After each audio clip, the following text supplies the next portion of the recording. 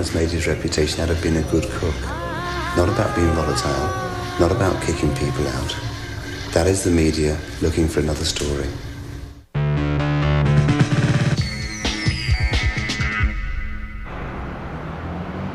July last year, West London. L'aubergine restaurant, bonjour. Madame, l'aubergine has been closed, madame, since 3 days ago. I'm sorry, yeah, the chef has resigned and the staff walk out with him, yeah? Ramsay's growing disillusion with the way the aubergine is run by its owners, A to Z Restaurants, has erupted into anger over the sacking of one of his chefs. He's decided to go it alone and open his own restaurant. Nearly all the staff are going with him. Two chefs. I mean, what do you think the future is for aubergine and we'll get to you. I mean, I don't really know. That's not really my problem. I'm sure whatever they decide to do, there'll be a huge success. I'm very sorry, but I cannot do anything on Friday, the 31st of July for lunch. The gunfight at the A to Z Corral captures media attention and gives Ramsay a rich opportunity to hype his new venture. To be said for no such thing as bad publicity, especially when you're opening a new restaurant. You are probably one of the prime examples of celebrity chef when you become more celebrated or notorious in the past few days. I'm not a celeb. I mean, that's Brian Turner and Gary Rhodes. They're celebrity chefs. I mean, let's get it right. I'm a cook, and I enjoy cooking, and I'm not interested in signing a multi-million-pound deal that I can conduct a kitchen from an office. I want to continue cooking. I want my own individuality, and I would like to have a setup where I'm no longer a 33% shareholder. I want to be 100% individually owned. People seem to go out to restaurants, particularly in London, more to be seen than necessarily for the food. That's quite sad. Yeah. Does that frustrate you? Especially aubergine is such a place to be. Yeah, but we have you go through Heathrow and you carry your bags, and we have this scanner system where you put your bags on and they go through and you've got any metal keys. We have the same sort of setup at the aubergine where we detect silicon. As you walk through the door, the beep goes off and they get kicked out. They get taken down to the kitchen first, shown to the boys, and then out. Especially when Scary Spice came in. Go on.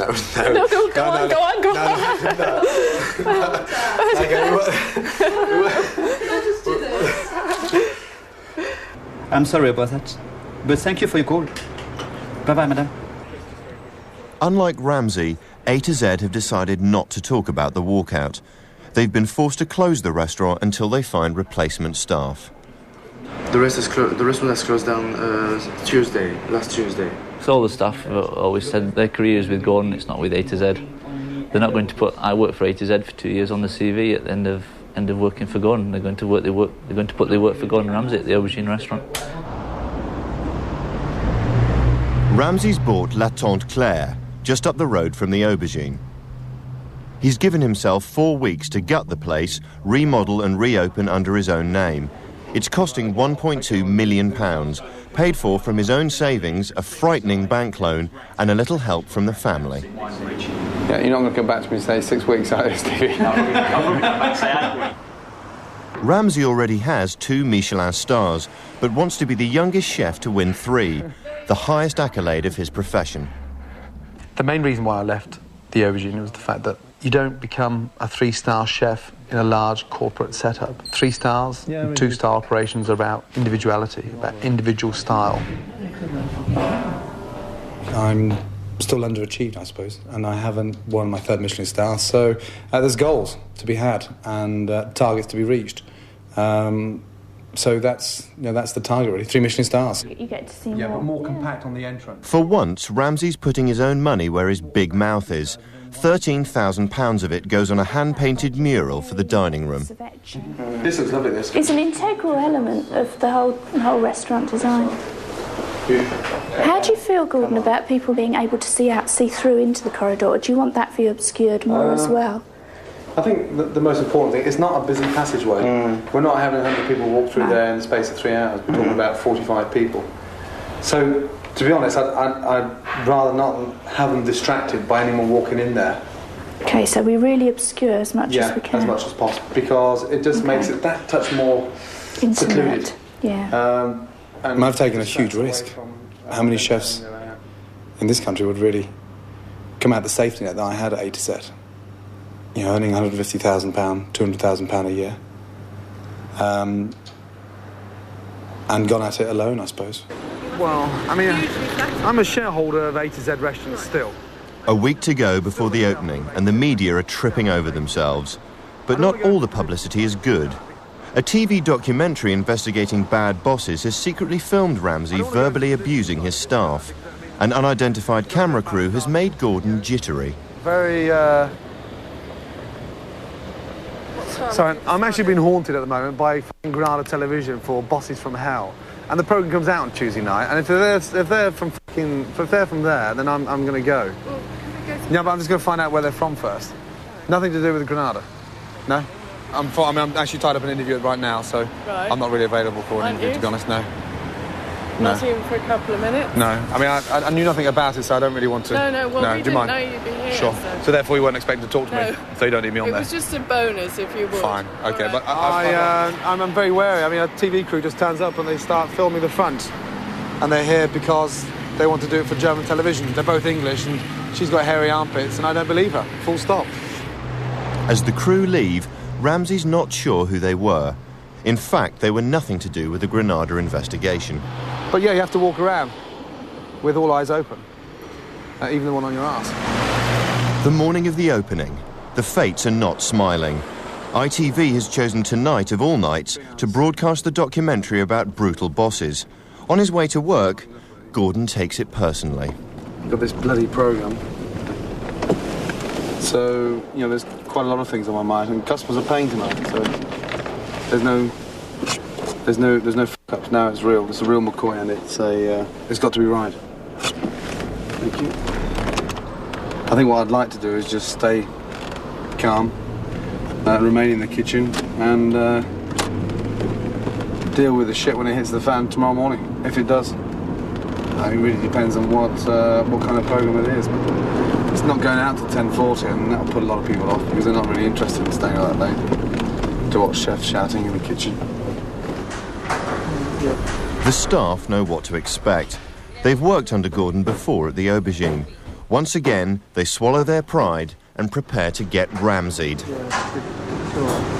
We only work here to learn probably the best food in England at the moment, and probably some of the best food in the world, so that's why you put up with it. And you only get shouted at on bollocks if you do something wrong, so that's how you learn. It's like being in the army, you know what I mean? Did you see the Times? It's not a very nice piece. They just mentioned bully boy tactics and, you know, psychological barriers about bad bosses. I mean, f***ing arseholes. 5 o'clock. The dining room is immaculate. It's small, intimate and exclusive. 14 tables, room for just 45 customers, and tonight, every seat is taken.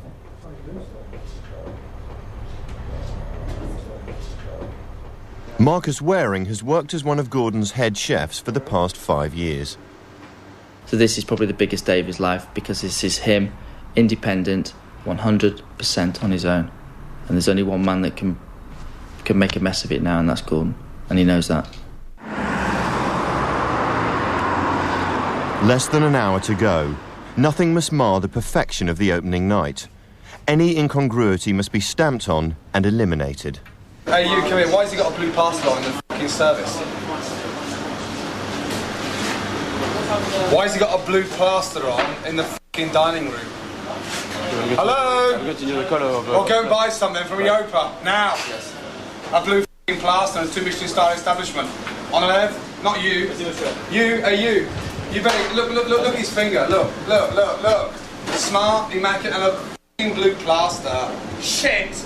Go fuck off and buy some white plasters. Go on, Christophe.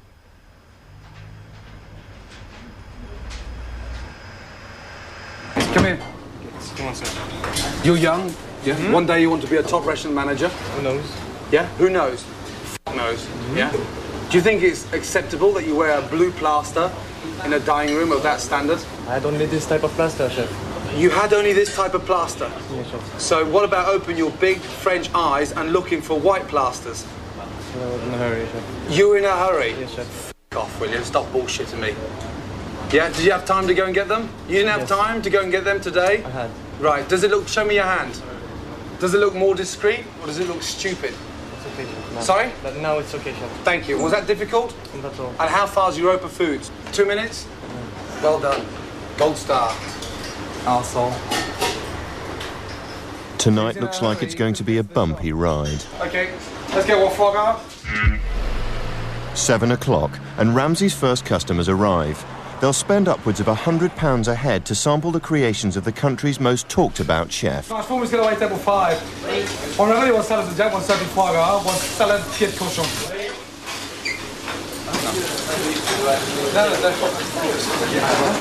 Do you know where the fuse box is, Marcus?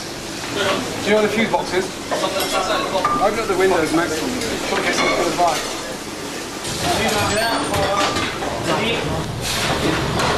Pass some more water out. It's becoming increasingly hot in the kitchen. The extraction fan's packed up, and as the temperature rises, the cooks start sweating onto the plates.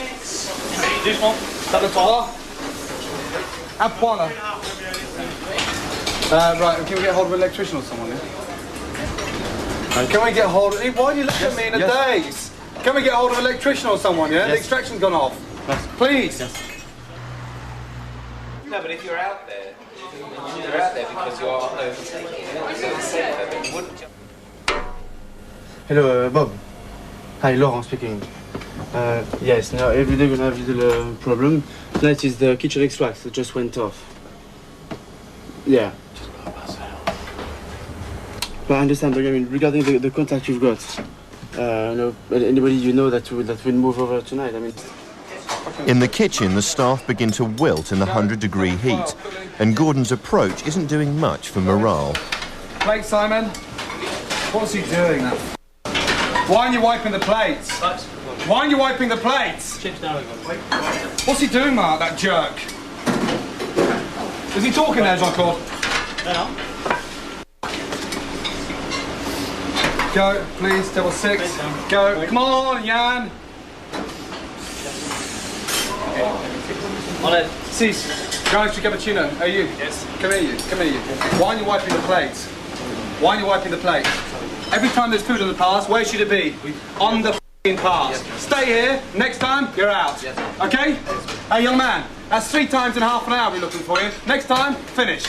Okay? Hey, big boy, your choice. You want to stand there talking to the f***ing kitchen porter all night, or standing here doing your job? What do you prefer? Well, stay here. Every time there's food on the pass, on the pass. Nothing in there, there's nothing there. That's alarm, that's alarm. It's like what? 8:30, 9 o'clock, and it's... Go! Go! Come on, go! 7-11. Yes? Get away from there. Get away! That's why it's not going out. You understand? Close the door. Tidy up. Sauce, away. Tidy up. Thanks. Sarge, I'm serious. Do you know why? Sarge, I can monitor progression in the cook, you know that? I can see who's going to make it, who's not going to make it, you know that? Don't worry, just put it on there and get rid of it. Okay? Let's go. The restaurant is in the f***ing dining room. Go. Table 11. In the meantime, there's nothing at all. I mean, if I call Simon, he's not going to come over, is he? So all the electrics are on, everything's clicking on. I just spoke to Ali. He told me what to do. He said the problem's upstairs, it's on the roof, and he said the fan belt's probably just snapped. It happened at L'Orangerie as well. 30 seconds. How do we get a fan belt? Is he coming tomorrow morning? First thing. The extraction fan can't be repaired tonight. Okay, let's go. Leave the back door open, Marcus. Outside, in the fridge. 130 degrees and counting. If you can't stand the heat... First night. 138 degrees. That guy's nearly dying over there.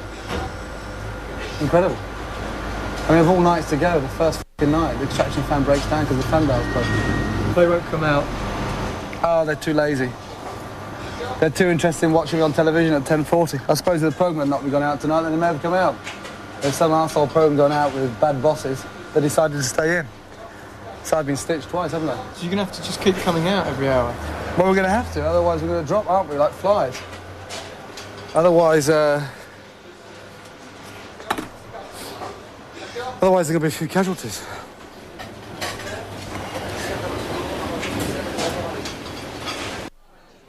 Crisis number 2. Not all the customers have ordered yet, but the kitchen's run out of salad.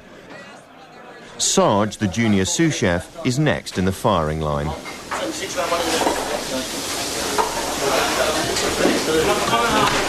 Yeah. 4 mixed salad like you said, which I don't believe you. 4 salads and jack and no salad. Close for lunch. What time do you get here? 7 o'clock. Are you? Yeah? As a 25-year-old junior sous chef? Yeah? There's no salad in the place. I hope you're happy. The big boy, just calm down and stop worrying about your flash jackets at 50 quid. Concentrate on keeping your job. Look at it. Happy, yeah? Next time you're out, Sarge, I don't give a f***. Do you understand? Go, you. Go. There you go. Just apologise about the salad, yeah? Because the fridges have gone down, the salad's not fresh, okay? Did you hear that? He's got to go bullshit now. He's got to tell bullshit to the customers. Yes. Yeah? Hey, young man, look at him. He's got to go out now and bullshit. So how old are you? How? 25. Do you reckon you're the same as I was at 25? You're f***ing 10 miles away, big boy, huh? No f***ing way. I call out the order. You haven't got the bollocks to tell me the salad's on. Next time you're out, now I'm getting f***ing serious. And that's not because of f***ing TV in here. The TV. First, a hot kitchen, now a hot dining room. The waiters don't know how to control the air conditioning. Ramsay had asked one of them to check the controls some weeks before. Why did I send you down here to check on the air conditioning before the restaurant closed? The air conditioning. Why did we send you down?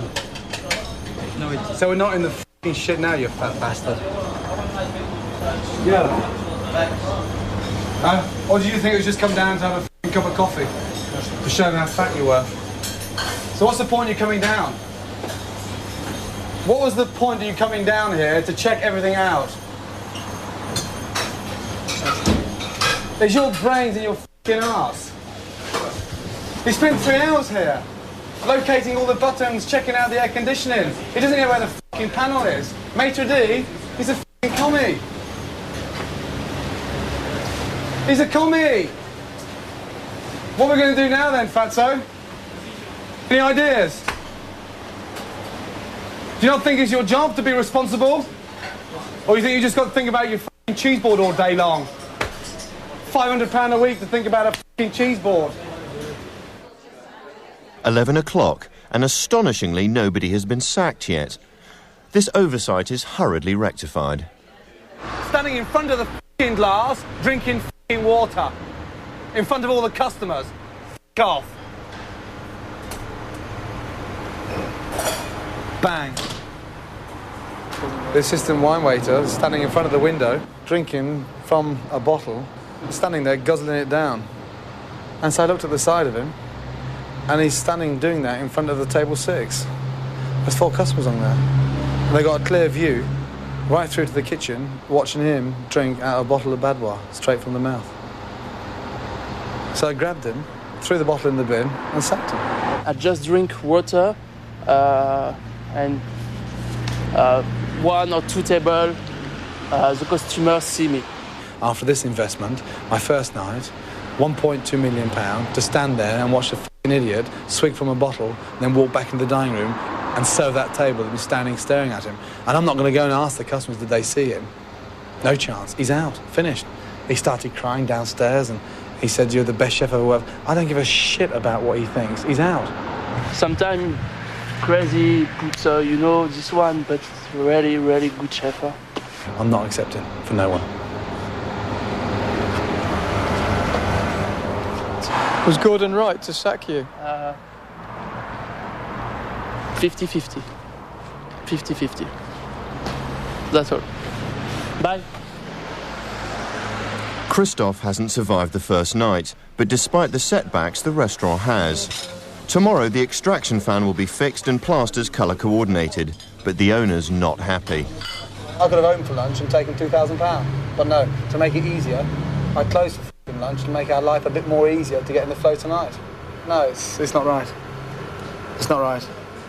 I mean, in terms of like bad services that you've had, is this a particularly bad one? Well, it's my first, isn't it? Here, in my own establishment. Luckily, the dining room remained reasonably cool. There have been no complaints from the customers, and the restaurant is fully booked for the month ahead. 1 o'clock in the morning back home. Ramsay's wife Tana has taped Britain's Most Unbearable Bosses, broadcast to more than 3 million people earlier in the evening on ITV.